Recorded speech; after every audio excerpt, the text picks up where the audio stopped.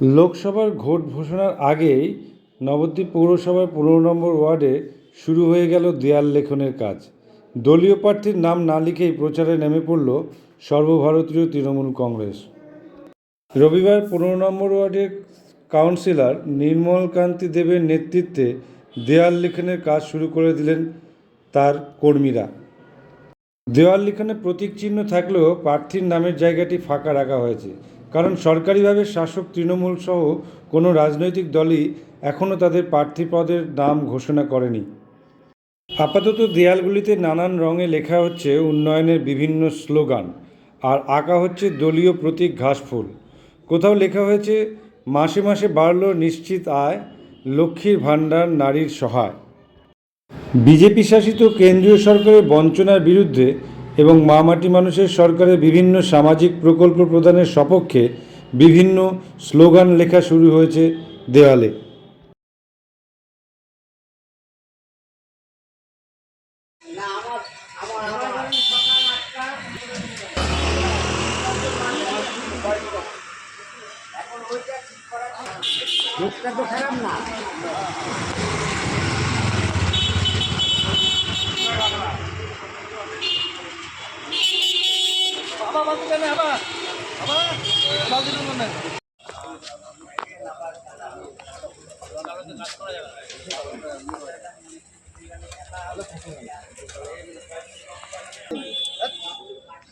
তোমরা যে পরশুদিন স্লোগান দিয়ে তা না, কলের বাড়িতে যাওয়া দরকার আছে। এই বাজারে কত নেতা হয়ে যাচ্ছে।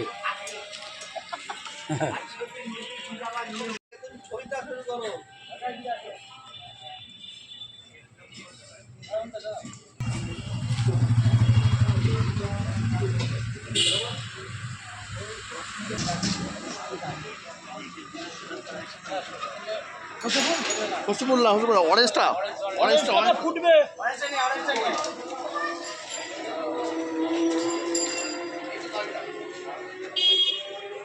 তুলি আছে মধ্যে আলাদা, ওই তো ওইটা দিয়ে মারবে।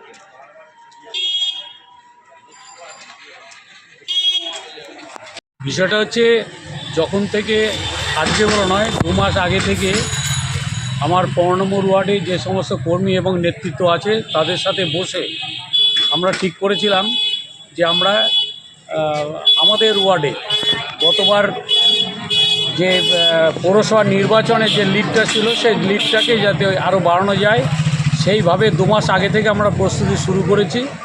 এবং যদিও প্রার্থীর নাম ঘোষণা হয়নি, তবুও আমাদের কর্মীরা উৎসাহিত হয়ে বারবার টাকাটা দিচ্ছে এবং সেই হিসাবে কর্মীদের আবেদনে সাড়া দিয়ে আমরা আজ থেকে দেয়াল লিখন শুরু করছি। প্রার্থীর নামটা আমরা ব্ল্যাঙ্ক রাখছি।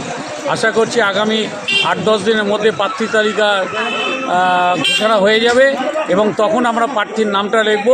এবং আমাদের 15 নম্বর ওয়ার্ডের সমস্ত কর্মীরা এটাতে ঝাঁপিয়ে পড়েছে এবং আমরা আমার ওয়ার্ডের সর্বত্রই আমরা চুন করে রেখেছি এবং আমরা আজ থেকে আমরা শুরু করলাম লেখা এবং আগামী দিনে লেখাগুলো শেষ হবে। পরে প্রার্থীর নাম ঘোষণা হলে আমরা প্রার্থীর নামটা আমরা দেব। আমরা নিশ্চিত যে আমরা নবদ্বীপের 24টা ওয়ার্ড, এই 24টা ওয়ার্ডে আমরা ভালোভাবে লিড দিতে পারবো নন্দ সাহা এবং বিমান শাহর নেতৃত্বে। আপনার নাম? আমার নাম নির্মল কান্তি দেব। আপনি?